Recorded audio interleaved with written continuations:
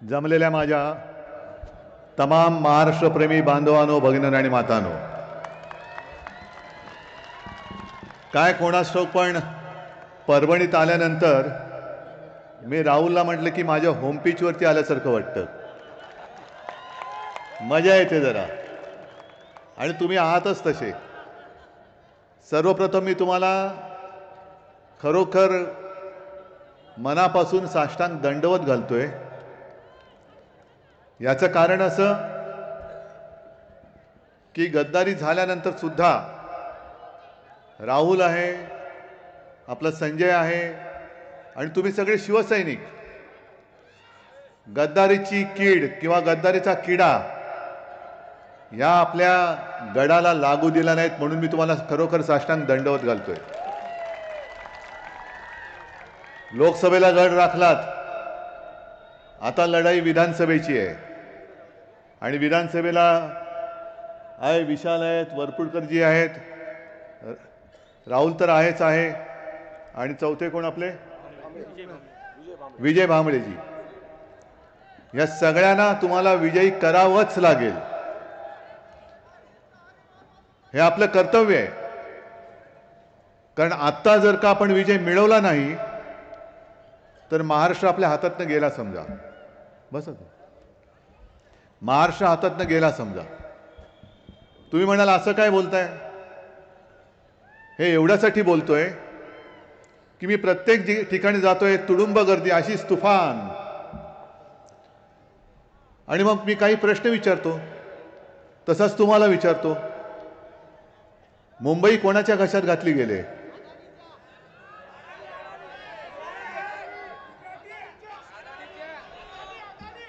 कळतंय ना तुम्हाला?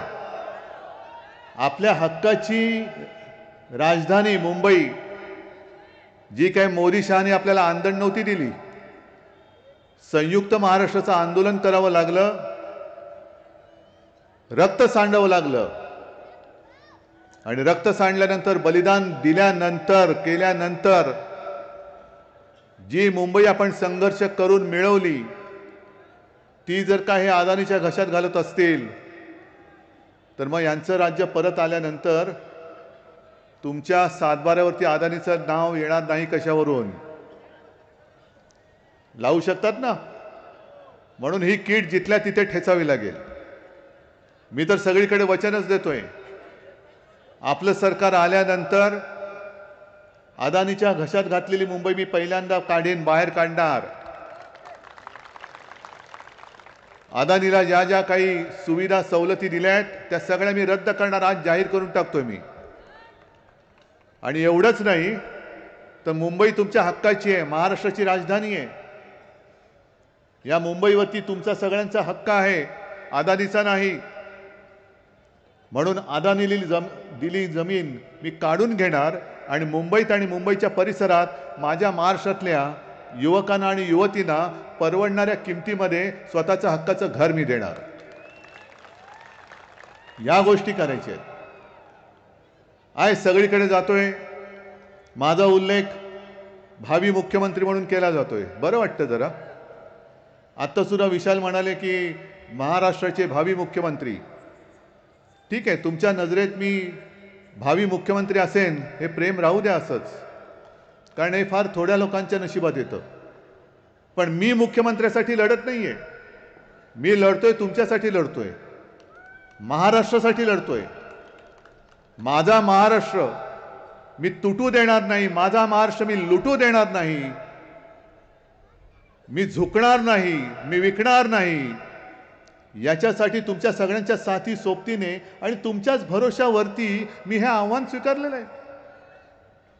दुसरं आहे कोण माझ्यासोबत?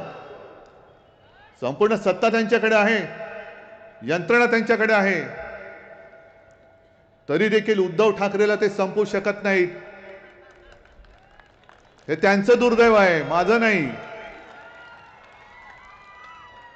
कारण उद्धव ठाकरे एकटा नाहीच आहे. अरे तुम्ही किती लोक फोडली? 40. अरे त्याच्या बदल्यात 40 लाख लोक माझ्याकडे आली.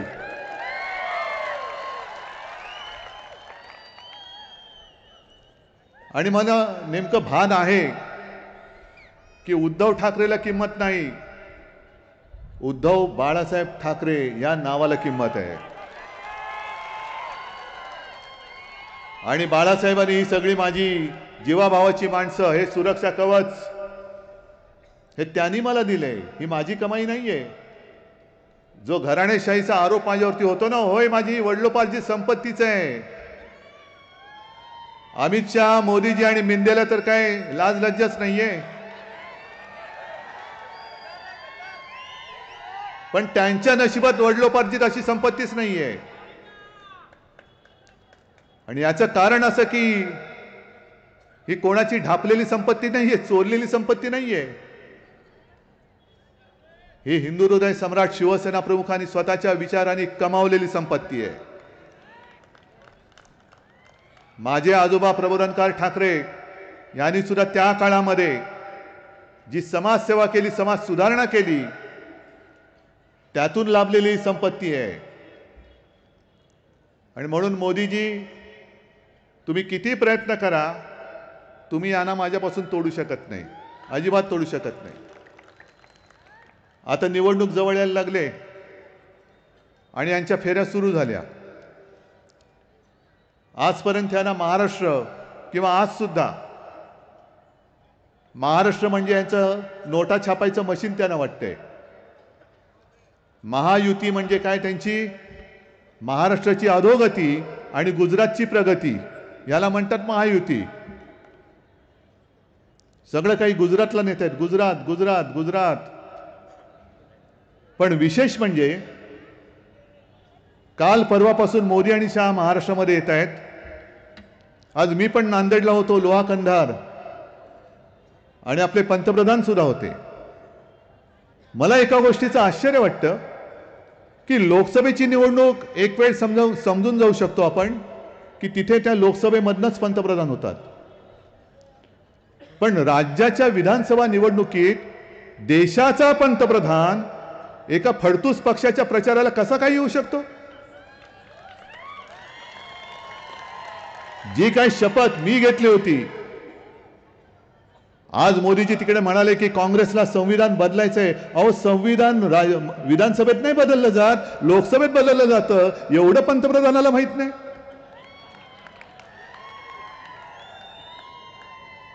मग 10 वर्ष तुम्ही काढली, नशीब तुमचं, तुमच्या पत्रिकेत योग होता म्हणून तो शिक्का बसला.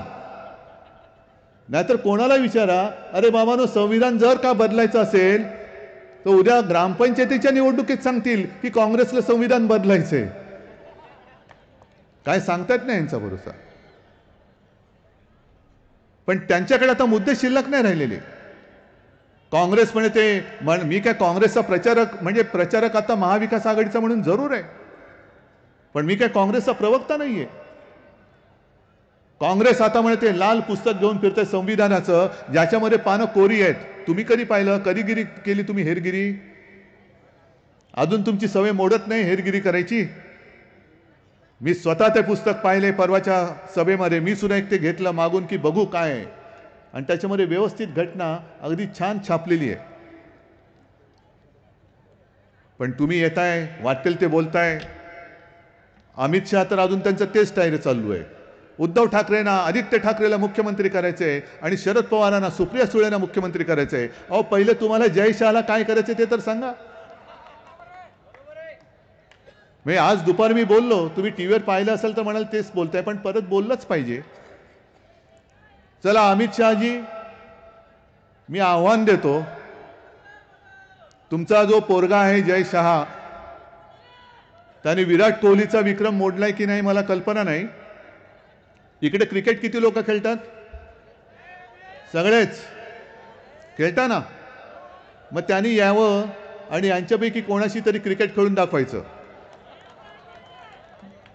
जे बॅटिंग करतात त्यांची विकेट काढून दाखवायची, आणि जे बॉलिंग करतात त्यांना षटकार मारून दाखवायचा.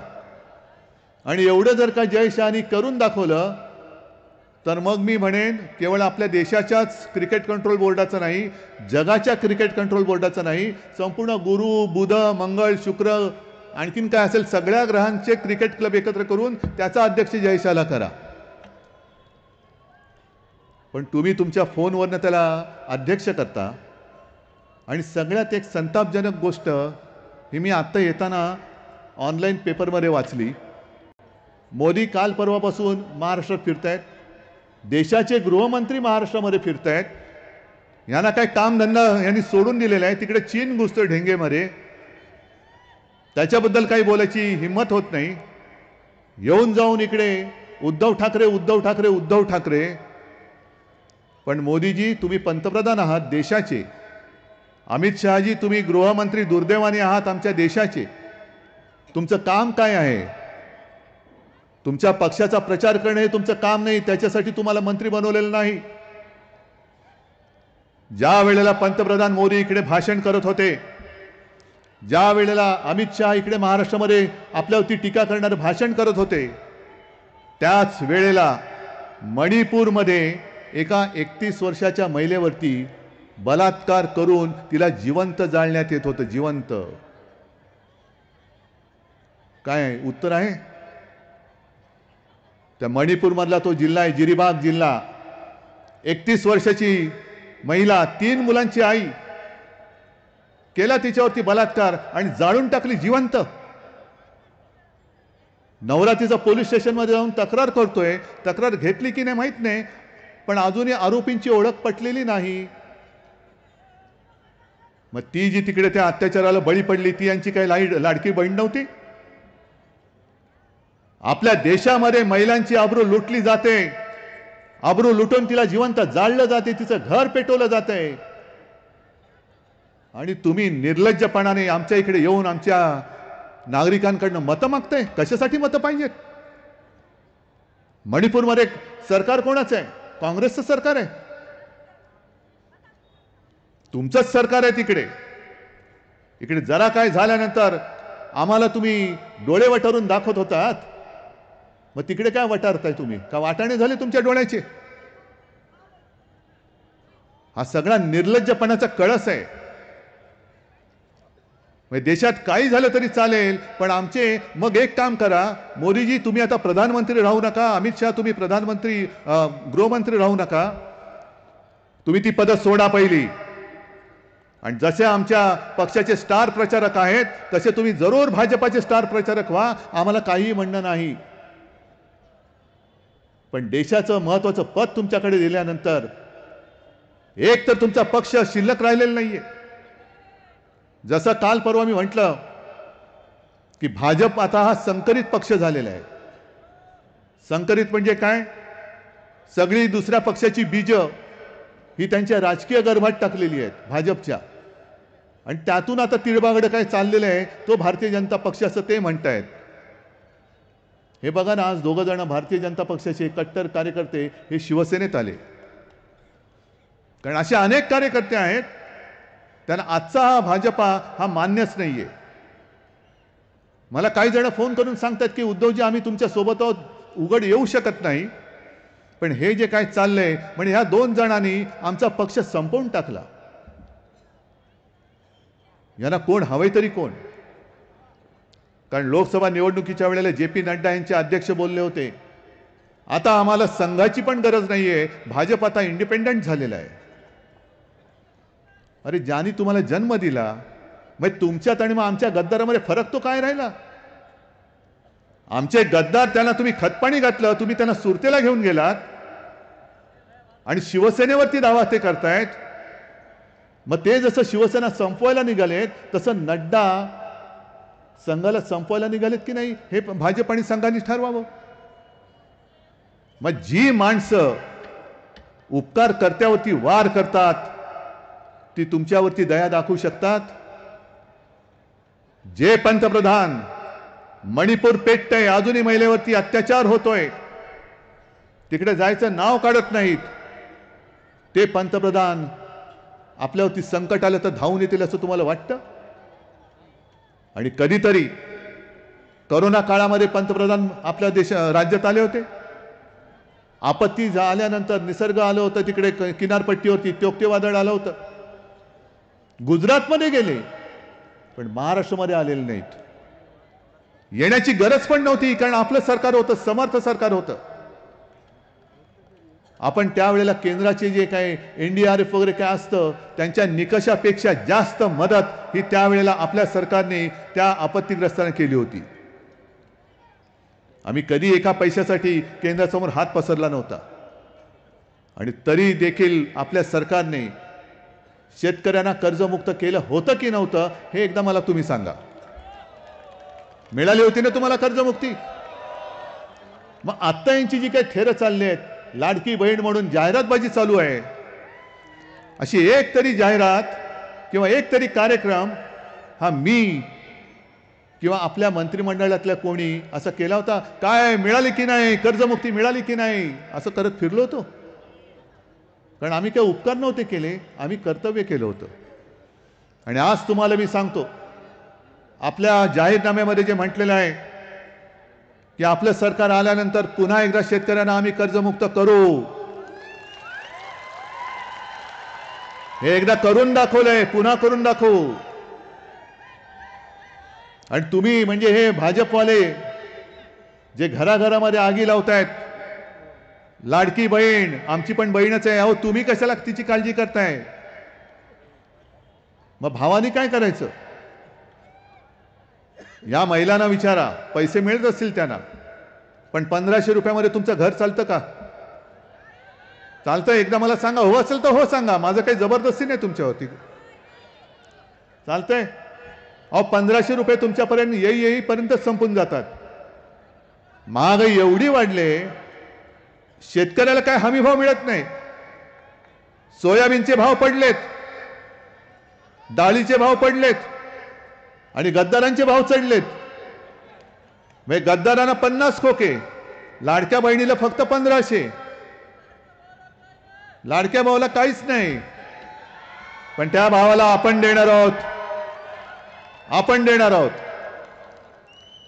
जे आपले सुशिक्षित बेरोजगार आहेत त्या सर्व तरुणांना रोजगार मिळेपर्यंत, नोकरी मिळेपर्यंत दरमहा 4000 रुपये आपलं महाविकास आघाडीचं सरकार देणार आहे. आणि ज्याप्रमाणे मुलींना मोफत शिक्षण दिले जाते, तसंच मी महाराष्ट्रात जन्मलेल्या प्रत्येक मुलाला मोफत शिक्षण सुद्धा देणार आहे. 5 जीवनावश्यक वस्तूंचे भाव जसं मनोहर जोशी मुख्यमंत्री होते तेव्हा जसे आपण स्थिर ठेवले होते, तसेच पुढचे 5 वर्ष आपण 5 जीवनावश्यक वस्तूंचे भाव हे स्थिर ठेवून दाखवल्याशिवाय राहणार नाही, हे सुद्धा आपलं वचन आहे. मोदीजी असं काहीतरी बोला ना. मग काल एका पत्रकारांचा मी व्हिडिओ बघितला आणि त्यांनी म्हटलं की मी मोदीजींचं भाषण ऐकत होतो, बराच वेळ झाला, मला वाटलं मोदीजींना काय झालंय काय. मग त्याला प्रश्न विचारला, का असं तुम्हाला वाटलं? ते म्हणाले, बराच वेळ झाला भाषण करून पण त्यांनी नेहरूंचं नावच नव्हतं घेतलं. आणि मग शेवटी ते म्हणाले की ये सब कुछ जो हुआ है वो नेहरू जी ने किया है. हा म्हणाले, ठीक आहे, बरे आहेत बाबा, बरे आहेत, व्यवस्थित नॉर्मल आहेत. नेहरूनी काय केलं ते बघतंय जग. आणि समजा नेहरूनी काही चुका केल्या असतील, काँग्रेसने काही चुका केल्या असतील, पण म्हणून तर तुम्हाला लोकांनी निवडून दिलं ना. मग 10 वर्ष तुम्ही काय केलं ह्याच्याबद्दल तुम्ही कधी बोलणार आम्हाला? आज जे काय फौजियाताई तुम्ही सांगत होता की आणि जे विकास विकास विकास करतायत, जिथे हात लावताय तिकडे बर्बादी होते. पूल कोसळतायत, विमानतळाचं छत कोसळतंय, रस्त्यावरती खड्डे पडतायत, पुलाला तडे जात आहेत, संसद गळते, राम मंदिर गळते.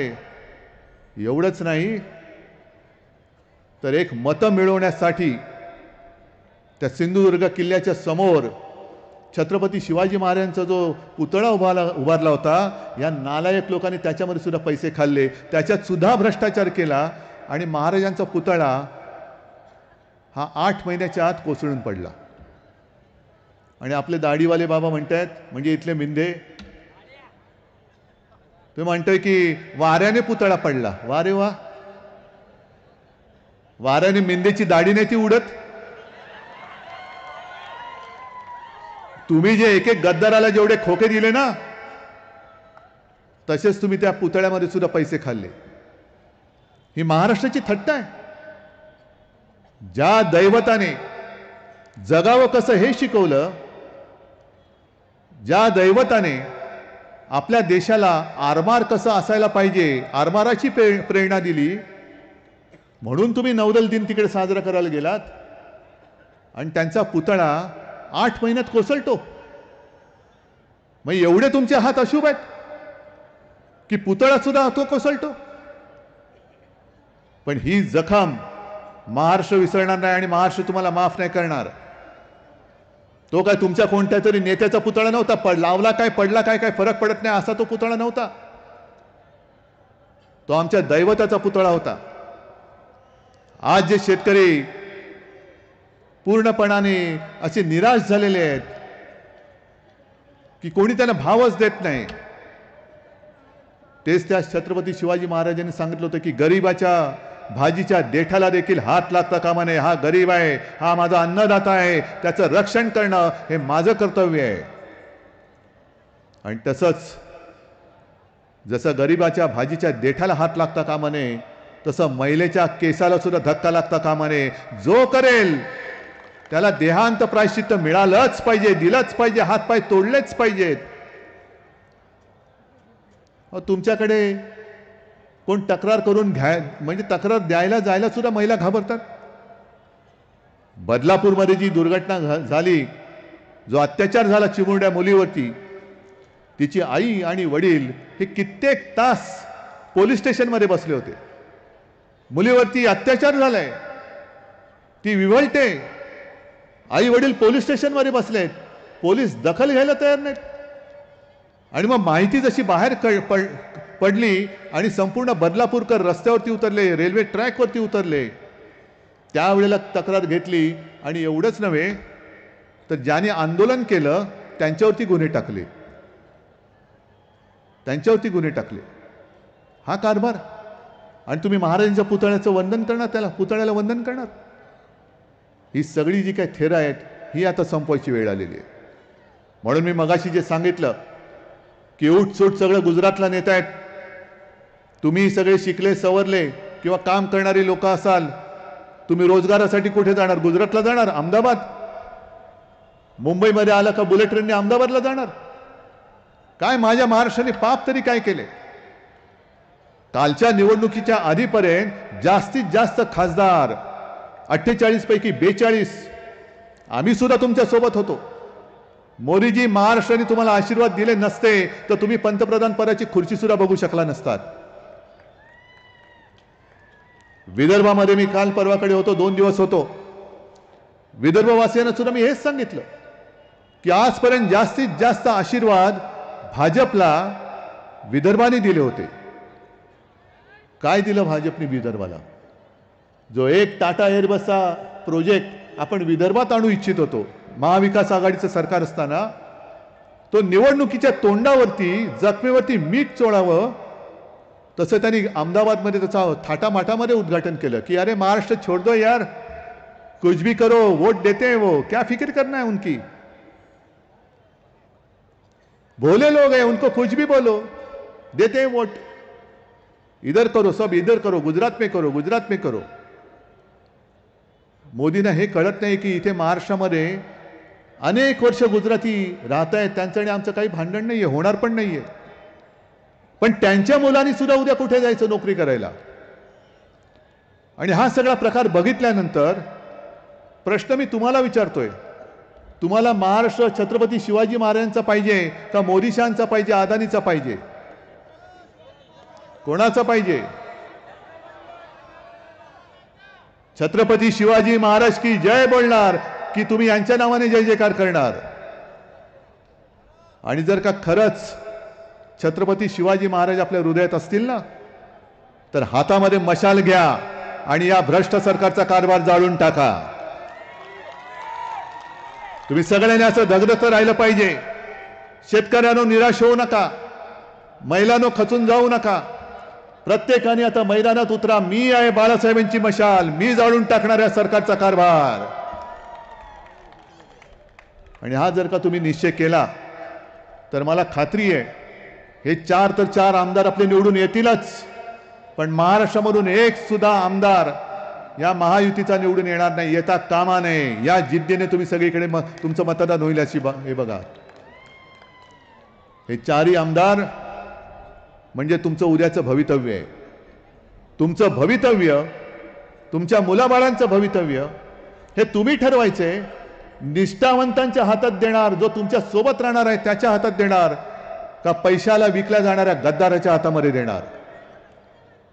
आणि जर तुम्ही निश्चय केला असेल तर एकदाच मला फक्त हात वर करून सांगा की आम्ही तुमची मशाल हातात घेतलेली आहे आणि आम्ही या सरकारचा भ्रष्ट कारभार जाळून टाकणार आहोत.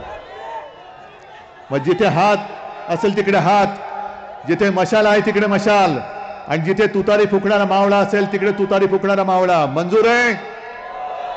निश्चय पक्का आहे? धन्यवाद. जय हिंद, जय महाराष्ट्र.